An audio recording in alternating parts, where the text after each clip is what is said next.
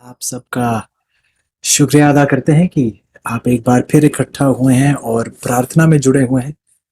और आप सबका आभारी हूं क्योंकि कितने लोग इस प्रार्थना सभा के द्वारा आशीषित होते हैं, कितने लोग प्रेरित होते हैं और कितने लोग प्रभु की ओर आकर्षित होते हैं इन सभाओं के द्वारा। प्रभु की महिमा सदा के लिए होती रहे। आइए एक बार फिर अपने स्वरों को झुकाएंगे और प्रार्थना के साथ बाइबल के अध्ययन में जाएंगे। आइए प्रार्थना करें। प्यारे परमेश्वर, सर्वशक्तिमान प्रभु आप ही हैं। पाप से रिहाई दिलाने वाले प्रभु आप ही हैं। हमारे सृष्टिकर्ता आप ही हैं। इस सब्बत की आशीष देने वाले प्रभु भी आप ही हैं। और आप आज हमें एक नई रचना बनाने के लिए एक बार फिर आमंत्रित करते हैं। धन्यवादी हैं प्रभु इस महान आशीष के लिए, इस प्रतिबद्धता के लिए जो आपने हमें हमारे प्रति दिखाई है, और इस विश्वास के लिए जिसको आप हमें बढ़ाना चाहते हैं। आप चाहते हैं प्रभु कि हम आत्मनिर्भरता पर नहीं बल्कि प्रभु पर निर्भर होते हुए अपना जीवन व्यतीत करें। विनती करते हैं प्रभु कि ये हमारे जीवन की कहानी और जीवन की कथनी यही हो। जो कोई भी देखे, जो हम करें और जो हम कहें, उसमें एक पवित्र मेल हो। लोग देखने वाले बन सके प्रभु कि हम परमेश्वर के चुने हुए इस अंतिम कलीसिया के सच्चे मसीही लोग हैं। धन्यवाद हूं प्रभु अपने अजीजों का जो बार बार इकट्ठा होते हैं और दिल की उनकी ये चाह है, उनकी ये दिली चाह है कि वह दूसरों को भी आमंत्रित करें प्रार्थना में और दूसरों को प्रभु के सामने प्रार्थना में पेश करें। विनती करता हूं प्रभु कि इनका विश्वास आप पर डामाडोल ना हो, कमजोर ना पड़े, बल्कि ये विश्वास में बढ़ते चले जाएं, आत्मिकता धार्मिकता में उन्नति करते चले जाएं। एक बार फिर आपकी अगुवाई की प्रार्थना करते हैं प्रभु। आपने इस सबत के दिन हमें अपनी आशीषों से, अपनी मौजूदगी से माला माल किया है। और विनती करते हैं प्रभु, जब हम आज बाइबल के अध्ययन में फिर से एक बार जाते हैं तो हमारा ध्यान आपकी ओर लगा रहे, आप ही के द्वारा हम शिक्षा प्राप्त करें और इस प्रार्थना की सामर्थ्य को स्वीकार करें, इसको अपने जीवन में दिन प्रतिदिन अमल करने वाले बन सकें। ये सारी आशीषें प्रभु जी हम आपके प्यारे बेटे प्रभु यीशु के नाम से मांगते हैं, आमीन। एक बार फिर आप सबका स्वागत है। और प्रभु ने इतनी महान आशीष और ये खास मौके, ये धार्मिक आजादी दी है अजीजों। आप यदि देश विदेश में देखें, बहुत सी ऐसी जगहें हैं जहां कई सारे लोग इतनी मुसीबत में हैं, उन्हें ये धार्मिक आजादी नहीं दी गई है कि वह ऐसी इकट्ठे हो सके, एक दूसरे के साथ प्रार्थना कर सकें। तो आइए अजीजों, हम इन लम्हों को हाल ही में ना लेने, इनको व्यर्थ ना जाने दें, बल्कि अपना आभार प्रकट करें प्रभु के प्रति जिसने हमें ये मौके दिए हैं, ये आज़ादी दी है कि हम ऐसे इकट्ठा हो सकते हैं, ऐसी सभाओं में शामिल हो सकते हैं, एक दूसरे के साथ प्रार्थना में जुड़ सकते हैं। और खास तौर से प्रभु के शुक्रगुजार हूं कि उन्होंने हमें ये आशीष दी है जिसे हम प्रार्थना कहते हैं। और ये अजीजों एक बहुत ही बड़ी आशीष है जो प्रभु ने अपने लोगों को दे दी है। आइए प्रार्थना की सामर्थ्य में हम आगे कुछ और कदम बढ़ाते हुए कुछ और बातों पर आज चर्चा करेंगे। यदि आपके पास आपकी बाइबल है तो मेरे साथ खोलिएगा प्रकाशित वाक्य की किताब, उसका 3रा अध्याय और उसकी 7वीं आयत। हम प्रार्थना की उस सामर्थ्य के बारे में पढ़ रहे हैं।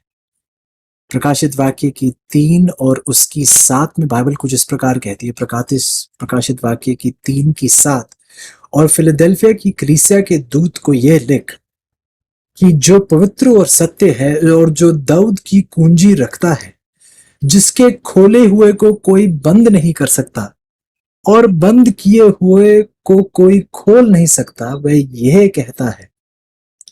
यदि आप ध्यान दें अजीजों, तो बाइबल बहुत स्पष्ट रूप से प्रभु यीशु के अपने शब्द हैं, और वह कहते हैं कि जो मैं खोलता हूं वो कोई बंद नहीं कर सकता, और जो मैं बंद कर देता हूं वो कोई खोल नहीं सकता है। और जो हमें बुलाया जाता है परमेश्वर के द्वारा, इब्रानियों की किताब में पढ़ते हैं, प्रभु हमें उस पर्दे के पार, उस महापवित्र स्थान में बुलाते हैं। उन्होंने वहां तक पहुंचने के लिए हमारे लिए एक द्वार खोला है, एक रास्ता खोला है। प्रभु ने अपने बलिदान के द्वारा हमारे लिए एक रास्ता खोला है। उस अनुग्रह के सिंहासन तक हम पहुंच सकते हैं। अनुग्रह क्यों? क्योंकि प्रभु यीशु ही हमारा अनुग्रह है। हम उस तक पहुंच सकते हैं। उसने दरवाजा खोला और अजीजों हमें उस दरवाजे से होकर जाना है, हमें उसके उस निमंत्रण को स्वीकारना है। जब उसने हमें उसे अपने करीब पुकारा है तो आइए हम उसके करीब जाएं, क्योंकि ये उसका बुलावा है। ऐसा ना हो कि ये जो खुला दरवाजा है शैतान बंद करने की कोशिश करता है, लेकिन प्रभु यीशु का ये वायदा है कि जो दरबार मैं खोलता हूं वो और कोई बंद नहीं कर सकता। ठीक उसी प्रकार इसे ध्यान में रखिएगा कि जब हम प्रभु के करीब आते हैं, यदि प्रभु ने हमारे लिए अपने समीप आने के लिए एक जरिया खोला है तो शैतान जितनी भी ताकत लगा दे उसे रोक नहीं सकता है।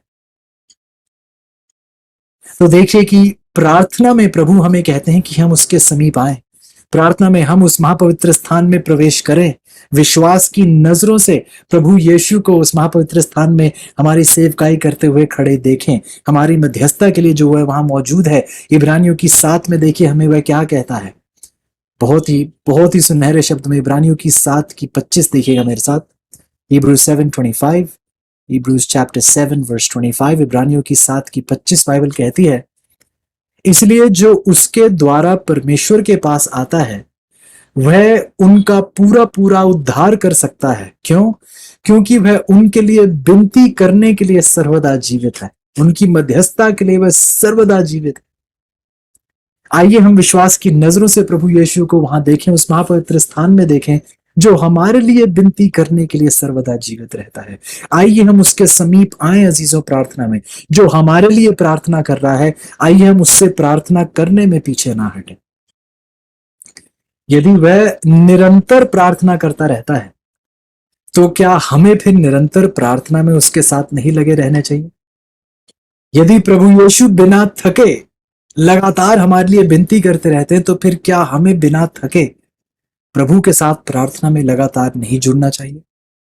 और क्योंकि अजीजों प्रभु यीशु वहां पहुंच चुके हैं, क्योंकि प्रभु यीशु उस महापवित्र स्थान में पहुंच चुके हैं, आइए अजीजों जब हम प्रार्थना करें तो हमारा ध्यान कहीं और ना हो। हम ये ना सोचे कि वो कहीं और है, हम भी इसी ध्यान से वहां प्रार्थना करें जहां प्रभु है। यदि आप एक चिट्ठी बहुत सुंदर लिखते हैं लेकिन उस पर पता गलत लिख देते हैं तो वह चिट्ठी कहां पहुंचेगी? चिट्ठी तो बहुत बढ़िया लिखी आपने, लेकिन आपने पता गलत लिख दिया तो क्या वह अपने सही जगह पर पहुंच पाएगी? नहीं। ठीक उसी प्रकार यदि आपका ध्यान कहीं और है, प्रभु यीशु को आप जानते नहीं है प्रभु कहां है, आप जानते नहीं है प्रभु यीशु क्या कर रहे हैं, यदि आप विश्वास के साथ प्रभु यीशु के साथ उस महापवित्र स्थान में आपने प्रवेश नहीं किया है तो आप अपनी प्रार्थनाएं कहीं और ही भेज रहे हैं अजीजों। जब आप प्रार्थना करते हैं तो ध्यान रखिए कि प्रभु यीशु कहां है, क्या कार्य कर रहे हैं। हमारे महायाजक हैं, वह उस अनुग्रह के सिंहासन पर है, वह वहां पर है, हमारे लिए मध्यस्थता करते हैं। वह उस दया के उस सिंहासन से हमारे लिए उद्धार का कार्य उन्होंने कायम रखा हुआ है। आइए देखें कि जिस महापवित्र स्थान में है वहां पर ध्यान से सुनिएगा, उस महापवित्र स्थान में वो सोने का संदूक है, उसमें 10 आज्ञाएं हैं। ध्यान दीजिएगा इन बातों पर। सच्ची प्रार्थना इन सारी बातों को ध्यान में रखती है। सच्ची प्रार्थना की सामर्थ अजीजों इसी में पाई जाती है कि प्रभु का अनुग्रह, उसका कलाम, उसकी 10 आज्ञाएं, उसकी दया, उसका अनुग्रह, ये सारी आशीषें, ये सारी सच्चाइयां हमारी प्रार्थना में शामिल होनी चाहिए। जो व्यक्ति सचमुच में प्रभु के साथ प्रार्थना में जुड़ा हुआ है वह इन सच्चाइयों पर अपना दिल कायम रखता है कि मेरा परमेश्वर जिसने मुझे 10 आज्ञाएं दी थी, जहां वह आज खड़ा है वहां 10 आज्ञाएं मौजूद हैं। वह उस सोने के संदूक पर है, वह उस दया को मुझ पर प्रकट कर रहा है, वही मेरा अनुग्रह है। तो चीजों ये कहते हुए कि हम प्रार्थना में बढ़ रहे हैं लेकिन उसकी 10 आज्ञाओं के पालन में नहीं, यह तो उस प्रार्थना का विरोध करना हो, उस पर प्रभु का विरोध करना हुआ जो हमारे लिए उन 10 आज्ञाओं के वहां, जहां महापवित्र स्थान में उस सोने के संदूक में 10 आज्ञा है, वहां जहां वह खड़ा है, मध्यस्थता करता है। आइए हम उस सच्चाई को ना भूलें। आइए हमारी प्रार्थनाएं उन 10 आज्ञाओं में कायम रहे, हमारा ध्यान उसकी आज्ञाओं पर कायम रहे और उसकी आज्ञाओं पर चलता हुआ पाया जाए। जो ध्यान दीजिए हम किस दौर में जी रहे हैं। प्रभु यीशु उस आखिरी पड़ाव पर है। ये एक आखिरी पड़ाव होता था एक याजक के लिए। महापवित्र स्थान के आगे कोई और अगली कोई मंजिल नहीं थी। महापवित्र स्थान के बाद सीधे फिर याजक बाहर आता था। कलीसिया के सामने। ठीक उसी प्रकार अजीजों, प्रभु यीशु भी बहुत जल्द उस महापवित्र स्थान से बाहर निकलकर अपने लोगों के करीब आ रहे हैं। हम उन आखिरी लम्हों में जी रहे हैं अजीजों, हम उन आखिरी पलों में जी रहे हैं। हमारा सारा ध्यान उसकी ओर रहना चाहिए। जब आप स्कूल में थे तो अंतिम परीक्षा आती थी, और जब अंतिम परीक्षा का हफ्ता आता था तो पूरे स्कूल का चाल चलन बिल्कुल अलग होता था। क्या उस अंतिम हफ्ते में आम हफ्तों की तरह कार्य चलता था? बिल्कुल नहीं, क्योंकि उस अंतिम हफ्ते में सबका ध्यान एक ही चीज पर होता था। हर बच्चे का ध्यान इस बात पर होता है कि बस एग्जाम पास करना, इस परीक्षा को पास करना और कैसे तैसे निकलना है आगे। अजीजों, हम उस अंतिम परीक्षा के दौर में जी रहे हैं। ये ऐसा दौर नहीं है जब हम और चीजें शामिल कर सके। ये ऐसा दौर नहीं है जब हमारा ध्यान कहीं बढ़ सके। हम उस अंतिम परीक्षा के दौर में हैं। यहां सारा ध्यान इस अंतिम परीक्षा पर लगना चाहिए। हमारा सारा मन प्रभु यीशु पर, जो इस महापवित्र स्थान में हमारे लिए खड़ा है, हमारा सारा ध्यान उसकी ओर लगना चाहिए। इस खोज में, इस कोशिश में, इस संघर्ष में कि हम इस परीक्षा में सफल हो सके और प्रभु को महिमा देने वाले बन सके। ये उस अंतिम परीक्षा का हफ्ता है, ये उस अंतिम परीक्षा का दौर है। आइए हम नूह के दौर की तरह के लोगों की तरह ना हो जाएं, जो खा पी रहे थे आम तौर की तरह, जैसे स्वभाव उनका था बाकी के दिनों में, वैसे उन दिनों में भी था। तैयारी करने के बजाय वह ऐसे ही आम तौर से अंधकार में ही फिर रहे थे। ऐसा ना हो अजीजों कि हम इस अंतिम परीक्षा के दौर में नूह के दौर के लोगों की तरह हों। बाइबल बताती है हमें, मत्ती की 24 की 39 में, मेरे साथ देखिएगा, मत्ती की 24 की 39, Matthew 24:39, Matthew 24:39, that it was business as usual for the people in Noah's day. Matthew 24:39, मत्ती की 24 की 39 कहती है, और जब तक जल प्रलय आकर उन सबको बहा ना ले गया, तब तक उनको कुछ भी मालूम ना पड़ा। ध्यान से सुनिए, जब तक जल प्रलय आकर उनको बहा ना ले गया, वह अपने दिन ब दिन की जीवन में इतने व्यस्त थे, खुद ही में इतने उलझे हुए थे, उन्हें तो पता भी नहीं चला कि कब ये पानी जल प्रलय आकर उन्हें बहा भी ले गया, उन्हें मालूम ही नहीं पड़ा। प्रभु यीशु कहते हैं वैसा ही मनुष्य के पुत्र का आना भी होगा। इस अंतिम परीक्षा के दौर में हम हैं, और कितने लोगों को अंदाजा ही नहीं है कि प्रभु का आगमन कितना करीब है। और अजीजों, हमें अंदाजा भी नहीं होगा यदि हमारा दिल प्रभु यीशु के साथ उस महापवित्र स्थान में पर्दे के उस पार नहीं है। यदि हम प्रार्थना में प्रभु के समीप नहीं जुड़ चुके हैं, हमें पता नहीं चलेगा कब नाश आकर हमें बहा लेकर चला जाएगा। पहले थिस्सलुनीकियों की 5:4 में देखिए पौलुस क्या कहता है। पहले थिस्सलुनीकियों की 5:4 इसी विषय में, इसी सच्चाई को और दृढ़ता से हमारे सामने रखते हुए, पहले थिस्सलुनीकियों की 5:4 बाइबल कहती है, पर हे भाइयों, तुम तो अंधकार में नहीं हो कि वह दिन तुम पर चोर की नाई आ पड़े। क्या यह सच्चाई है अजीजों? क्या ये आपके जीवन की सच्चाई है? क्या आप अंधकार में हैं या नहीं? क्या प्रभु यीशु के आगमन का दिन क्या आपके जीवन में एक चोर की नाई आ पड़ेगा? पौलुस कहता है 5वीं आयत में, क्योंकि तुम सब ज्योति की संतान, दिन की संतान हो। हम ना रात के हैं ना अंधकार के, इसलिए हम औरों की नाई सोते ना रहें, पर जागते और सावधान रहें, सतर्क रहें, चौकन्ना रहें, प्रार्थना में रहें। तो आइए, बाइबल एक बार फिर पौलुस कहता है कि यदि आप ज्योति की संतान हैं, यदि आप दिन की संतान हैं, आप अंधकार के नहीं, तो फिर हमें दुनिया की तरह सोते हुए नहीं पाया जाना चाहिए। आइए हम दुनिया की तरह सच्चाई से दूर ना पाए जाएं। आइए हम दुनिया की तरह दुनियादारी में उलझे हुए ना पाए जाएं। आइए हम प्रभु यीशु के समीप पाए जाएं। हमारा ध्यान, हमारा मन प्रभु में लगा रहे, हमारा दिन प्रतिदिन का जीवन प्रार्थना में व्यस्त रहे। बहुत जरूरी है अजीजों। सबसे दुखद बात होगी कि एक ऐसा शख्स जिसने महापवित्र स्थान की इतनी महान रोशनी प्राप्त की है, यदि इतनी महान रोशनी प्राप्त करने के बाद भी वह दुनिया के अंधेरे से जूझ रहा है, वह सबसे दुखद बात होगी इस अंतिम परीक्षा के दौर में, कि जिसने इस्राएल की, जिसने प्रभु की, जिसने स्वर्ग की रोशनी स्वीकार की है, वह बाबुल के अंधकार में भटक रहा है। वह कितनी दुखद स्थिति होगी अजीज, कितनी दुखद और दुष्ट स्थिति होगी उस व्यक्ति की, कि इतनी सच्चाइयां प्राप्त करने के बाद भी वह दुनिया के झूठ में रेंग रहा है। कितनी दुखद बात होगी। और अजीजों, ये कोई मायने नहीं रखता, चाहे ये दुनिया का जैसा मर्जी व्यापार हो, चाहे ये आपकी पढ़ाई ही क्यों ना हो, चाहे ये बाइबल की पढ़ाई ही क्यों ना हो। ऐसा ना हो कि बाइबल का आपको ज्ञान इतना हो जाए कि आप प्रभु से ही इतना दूर हो जाएं। आप ज्ञानी तो बन जाते हैं लेकिन मसीही नहीं बनते। ये बात मैंने बार बार आपके सामने दोहराई है। कई अरसे पहले, कई साल पहले एक यूथ मीटिंग में थे, जब किसी ने, एक नौजवान ने सवाल पूछा कि क्या बाइबल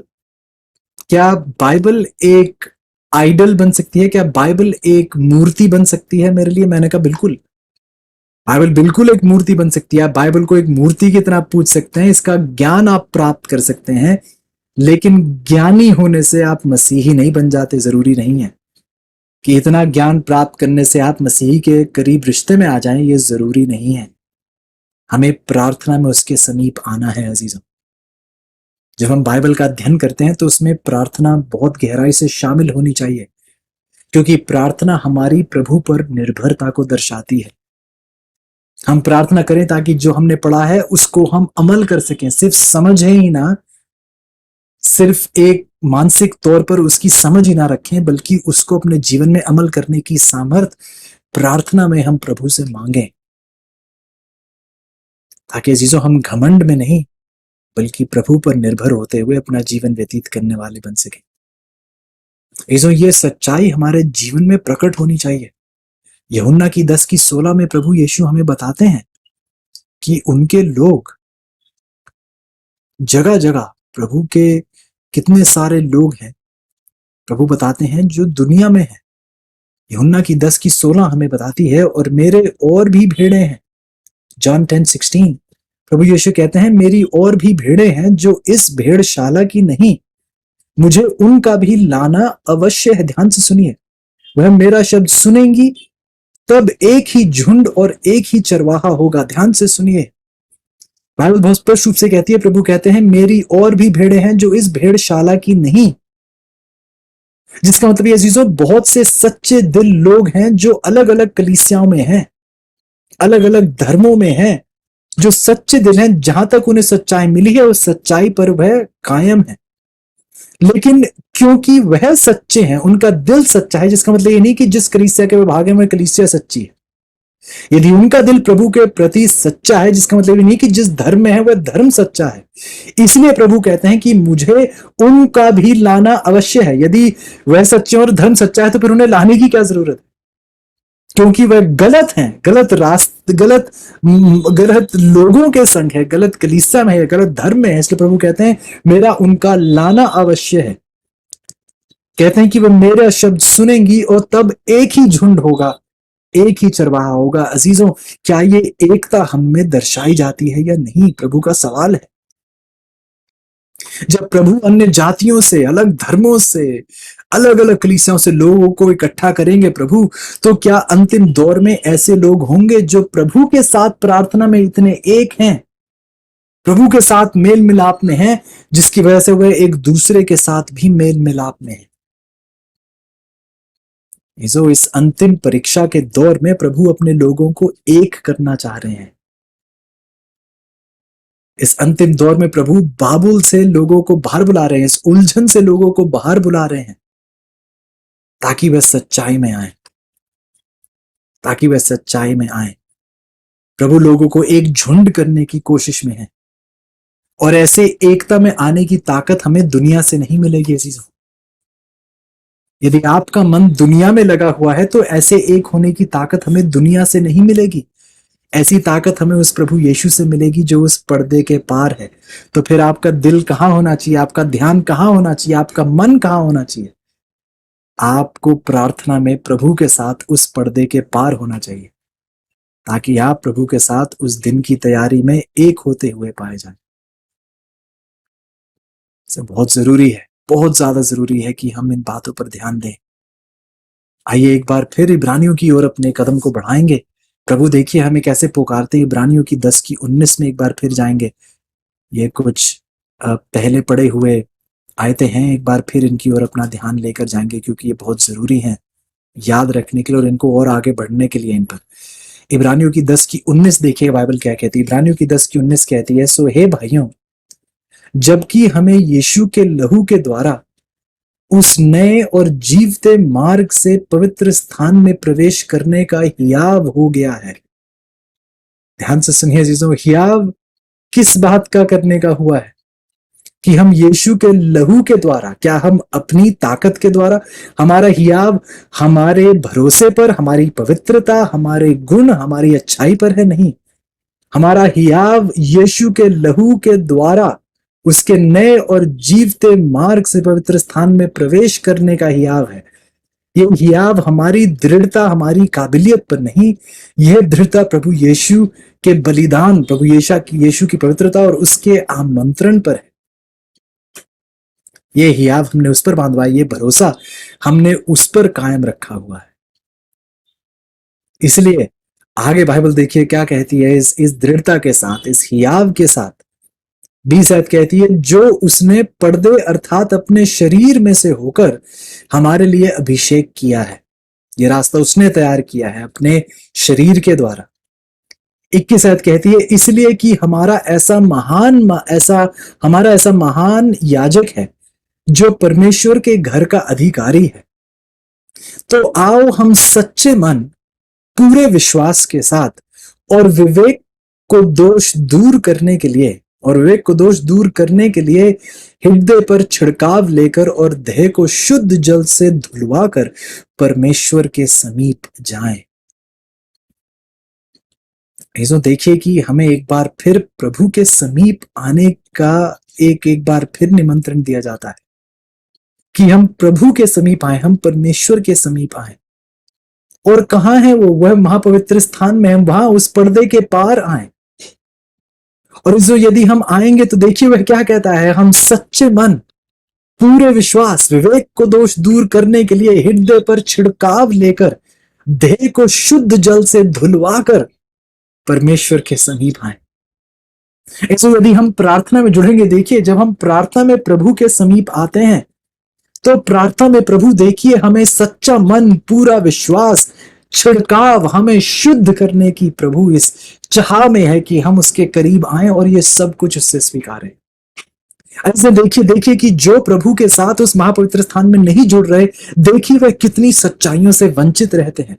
सच्चे मन से, पूरे विश्वास से, दोष से और विवेक को दोष दूर करने के लिए इन सब चीजों से, ये छिड़काव से ये दूर है, ये शुद्ध जल के धुलवाने से दूर है। जो लोग प्रभु के साथ उस पर्दे के पार उसके साथ नहीं जुड़ रहे हैं, जिनका मन उसके साथ नहीं कायम है, जीजों देखिए कैसी महान आशीषें वह त्याग रहे हैं। इब्रानियों की 4:16 में देखिए, इसलिए प्रभु हमें पुकारते हैं क्योंकि इतनी आशीषें हमें उसमें स्वीकार होती हैं। इसलिए प्रभु देखिए इब्रानियों की 4 में हमें क्यों पुकारते हैं। इब्रानियों की 4:16, Hebrews 4:16, इब्रानियों की 4:16 देखिए प्रभु कहते हैं, इसलिए आओ, क्योंकि 15 आयत कहती है, क्योंकि हमारा ऐसा महायाजक नहीं जो हमारी निर्बलताओं में हमारे साथ दुखी ना हो सके, वरन सब बातों में हमारी नाई परखा तो गया तो भी निष्पाप निकला। इसलिए आओ, अनुग्रह के सिंहासन के निकट हियाव बांध कर चले। ध्यान से सुनिए अजीजों, वह एक ऐसा याजक नहीं, एक ऐसा व्यक्ति नहीं जो आपकी निर्बलताओं में आपके साथ दुखी नहीं हो सकता, बल्कि क्योंकि वह हर नाई, हमारी नाई वह परखा तो गया लेकिन निष्पाप रहा। अजीजों, जो निष्पाप रहा वह आज हमें भी निष्कलंक, निष्पाप बनाने की चाह में है, उस दृढ़ता में है। लेकिन यदि हम आएंगे ही नहीं तो हम बचाए कैसे जाएंगे, निष्पाप कैसे किए जाएंगे? यदि आप निष्कलंक होने के लिए, पाप के दंड से आजाद होने के लिए, पाप की गुलामी से आजाद होने के लिए उसके निकट ही नहीं आएंगे तो वह हमारा उद्धार कैसे देगा अजीजों? वह पुकारता है, कहता है आओ हम अनुग्रह के सिंहासन के निकट हियाव बांध कर चलें कि हम पर दया हो और वह अनुग्रह पाएं जो आवश्यकता के समय हमारी सहायता करेगी। अनुग्रह का सिंहासन क्यों है? क्योंकि प्रभु यीशु ही हमारा अनुग्रह है। उसी में अनुग्रह सच्चे मायने में दिखाई देता है। उसके ही बलिदान के द्वारा हम अनुग्रह की समझ प्राप्त कर पाते हैं। उससे जुदा होकर हमें अनुग्रह की कोई समझ नहीं है। अनुग्रह क्रूस पर हमें दर्शाया जाता है प्रभु यीशु के द्वारा, जिसने अपने बलिदान के द्वारा हमें अनुग्रह दिया। हम इस लायक नहीं थे, हम जीवन के लायक नहीं थे, उसने हमें अपने जीवन के द्वारा अनुग्रह दिया है। तो आइए हम उसके समीप आए। देखिए अजीजों, प्रार्थना में कितनी आशीषें हमें दी जाती हैं। सच्चा मन, धुलाव, एक नया दिल, निष्पाप चरित्र, कितनी आशीषें हमें प्रार्थना में उसके समीप आने में हमें मिलती हैं। लेकिन कितनी उदासी की बात है जीजो, कितनी दुखद स्थिति है आज मनुष्य की, कि कई सारे लोग अपने आप को मसीही कहलाते हुए भी अपनी मुसीबतों के सुलझाव के लिए, अपनी मुसीबतों के को सही करने के लिए वह दर दर भटकते हैं, लेकिन प्रभु यीशु के समीप नहीं आते। इतनी दुखद बात है कि अपनी समस्याओं का हल प्राप्त करने के लिए वह घर घर दरवाजा खटखटाते हैं, लेकिन उस पर्दे के पार नहीं जाते, उस द्वार में प्रवेश नहीं करते जो प्रभु यीशु ने खोला है, और वह कहता है कि कोई उसे बंद नहीं कर सकता। यदि हमें सहायता चाहिए, यदि हमें मदद चाहिए, तो प्रभु यीशु जहां है वहीं पर मदद है। जहां प्रभु यीशु नहीं है वहां हमारी क्या मदद हो सकेगी। इब्रानियों की 7:25 एक बार फिर मेरे साथ देखिएगा। इब्रानियों की 7:25, Hebrews 7:25, एक बार फिर वहां ध्यान लेके जाइएगा। बाइबल क्या कहती है? इसलिए जो उसके द्वारा परमेश्वर के पास आते हैं वह उनका पूरा पूरा उद्धार कर सकता है। ध्यान से सुनिए, बाइबल कहती है कि प्रभु अपने लोगों का पूरा पूरा उद्धार कर सकता है, लेकिन किन लोगों का उद्धार कर सकता है? केवल उन लोगों का। 7:25 क्या कहती है? जो परमेश्वर के पास आते हैं। प्रभु देखिए अजीजों, इब्रानियों की किताब बार बार अलग अलग अध्याय और आयतों से हमें निमंत्रण देती है कि हम उसके करीब आए। बार बार हमें दिखाती है कि कितनी आशीषें हैं वहां पर। जीवन की शुद्धि है, नया मन है, निष्पाप होना है, अनुग्रह है, इतना कुछ है। जयवंत होने की ताकत है यदि हम प्रभु के पास आए। हमारा उद्धार हो सकता है अगर हम आए, लेकिन यदि हम आएंगे ही नहीं तो हमारा पूरा पूरा उद्धार कैसे कर सकता है? अंग्रेजी में बहुत बढ़िया शब्द का इस्तेमाल किया गया है, he can save us to the uttermost. वह अंत तक, आप चाहे दुनिया के कोने तक क्यों ना चले गए हो, पाप की गहरी से गहरी खाई में क्यों ना डूब चुके हो, उस पाप के मंजर में आप दूर से दूर तक का सफर क्यों ना तय कर चुके हो, उस अंत मील तक भी प्रभु आपको बचाने के योग्य है। यदि आप जहां उस कोने की गहराई में ही क्यों ना हो, यदि आप आज मुड़कर उसकी करीब आए, वह कहता है वह आपको पूरा पूरा उद्धार देने के योग्य है यदि आप उसके पास आए। क्या आप आ रहे हैं अजीजों? हाँ, हम प्रार्थना सभाओं में तो जुड़ते हैं, लेकिन व्यक्तिगत जीवन में क्या हम इसी निडर स्वभाव के साथ, क्या हम इसी हियाव के साथ, इसी भरोसे के साथ, क्या इसी लज्जा छोड़कर हम उसके पास आते हैं या नहीं? यीशु प्रभु चाहते हैं कि हर व्यक्ति बचाया जाए। बाइबल बहुत स्पष्ट रूप से हमें यह बात बताती है। आइए देखें एक बार फिर, पतरस की किताब में मेरे साथ जाइएगा। पतरस की किताब में मेरे साथ जाइएगा। देखिए पतरस बताता है, दूसरा पतरस उसका 3रा अध्याय उसकी 9वीं आयत। दूसरा पतरस उसका 3रा अध्याय उसकी 9वीं आयत, 2 Peter 3:9। दूसरे पतरस की 3:9 बाइबल कहती है, प्रभु अपनी प्रतिज्ञा के विषय में देर नहीं करता, जैसी देर कितने लोग समझते हैं, पर तुम्हारे विषय में धीरज धरता है और नहीं चाहता कि कोई नाश हो, वरन यह कि सबको मन फिराव का अवसर मिले। जो प्रभु जगत को, पूरे इस संसार को, वह एक एक मन फिराव का अवसर दे रहा है। वह नहीं चाहता कि कोई भी नाश हो। बाइबल बताती है कि जब दुष्ट लोगों की मृत्यु होती है तो भी प्रभु प्रसन्न नहीं होते हैं। भला कि उन्होंने बहुत दुष्ट एक जीवन व्यतीत किया है, लेकिन उनकी मृत्यु पर भी प्रभु खुशी नहीं मनाते हैं। उनके दिल को दुख पहुंचता है, क्योंकि वह नहीं चाहते कि कोई भी नाश हो। इसलिए आज वह कह रहे हैं कि वह सबको बचाने के योग्य है, लेकिन उन्हें ही बचा सकते हैं जो उसके पास आएंगे। जो उसके पास ही नहीं आना चाहते, वह उन लोगों को कैसे बचा पाएंगे? कैसे बचा पाएंगे? ध्यान दीजिएगा अजीजों, आज प्रभु ने आपको और मुझे ये सच्चाई दी है।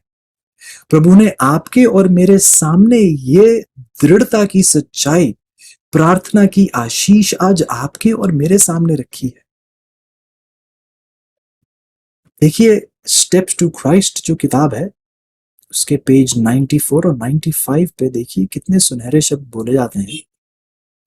बहुत ही कॉमन शब्द हैं ये, शायद हम बहुत से लोग शायद वाकिफ भी होंगे इन शब्दों से। अंग्रेजी में लिखे हैं, मैं आपके सामने अनुवाद करने की कोशिश करूंगा। एलन व्हाइट बताती हैं कि प्रार्थना जो है विश्वास के हाथों में एक कुंजी है। एक बार फिर इसे सही ढंग से लिखेंगे, बीच पहले वाले उसमें कुछ एडेड है बीच में, उसे निकालूंगा। या दिस इज बेटर। या एलन व्हाइट कहती हैं कि प्रार्थना जो है वह विश्वास के हाथों में एक ऐसी कुंजी है जो स्वर्ग के उस भंडार घर को खोलने के योग्य है। प्रार्थना विश्वास के हाथों में एक ऐसी कुंजी है जो स्वर्ग के उस भंडार को खोलती है, जहां बिल्कुल असीमित परमेश्वर की सर्वशक्तिमान जो ताकत है, उसकी असीमित आशीषें और मुहैया कराने की चीजें वहां मौजूद हैं। लेकिन ये प्रार्थना के द्वारा हमें स्वीकार होते हैं। प्रभु की वह असीमित खजाने, उनकी आशीषें, उनकी सर्वशक्ति जो बिल्कुल जिसकी कोई सीमा नहीं है, उसकी आशीषें आज हमारे लिए दी गई हैं। ध्यान से सुनिए अजीजों, यदि प्रभु हमें पुकार रहे हैं इस दुनिया को प्रभु के समीप लाने के लिए, ध्यान से सुनिए, आपको और मुझे यह आदेश दिया गया है कि हम दुनिया को प्रभु के समीप लाएं, उसके अनुग्रह के सिंहासन के सामने लाएं। लेकिन यदि हमें ही नहीं पता कि उस अनुग्रह के सिंहासन के समीप आने की मिठास क्या है, यदि हमें अपने जीवन में ही, क्या हमने शुरुआत में नहीं पढ़ा था, इसी पढ़ाई की शुरुआत में क्या हमने नहीं पढ़ा था कि जिस सुसमाचार को हम दूसरों के सामने पेश करते हैं, इससे पहले हम बचाए जाने चाहिए। उस सुसमाचार का असर पहले हमारे जीवन में होना चाहिए। उस संदेश का असर और उसकी ताकत पहले हमारे जीवन में प्रदर्शित की जानी चाहिए, इससे पहले हम किसी और को समझाएं। यदि हम ही प्रार्थना में प्रभु के समीप नहीं आ रहे, उसके अनुग्रह के सिंहासन के करीब नहीं आ रहे, तो हम दुनिया को क्या बताएंगे?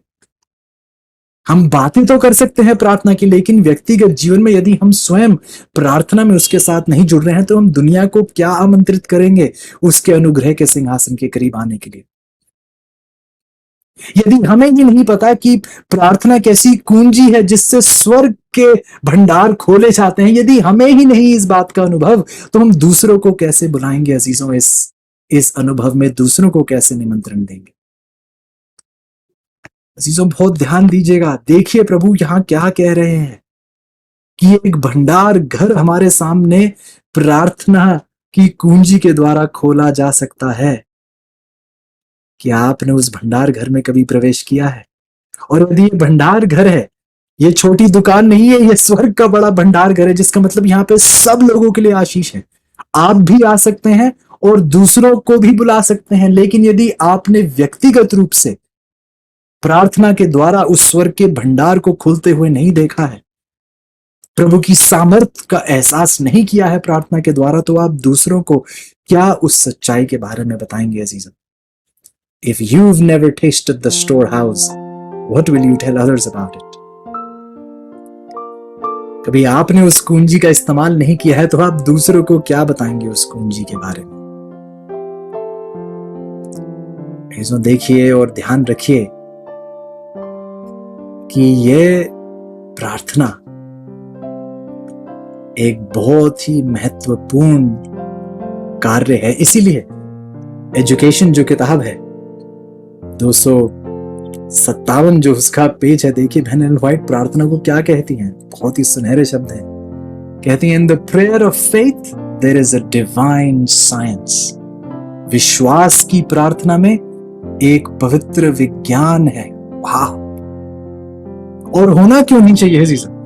जिस प्रार्थना से हमें इतना कुछ प्राप्त हो रहा है, मन की शुद्धि, निष्पाप होना, प्रभु का अनुग्रह, पर्दे के पार पहुंचना, विश्वास करना, हियाव बांधना, प्रार्थना के जरिए हमें उद्धार प्राप्त हो रहा है। प्रार्थना से हम उसके समीप आ पा रहे हैं। यदि हमें इतना कुछ प्रार्थना में प्राप्त हो रहा है तो अजीजों, सचमुच में ये एक पवित्र विज्ञान है।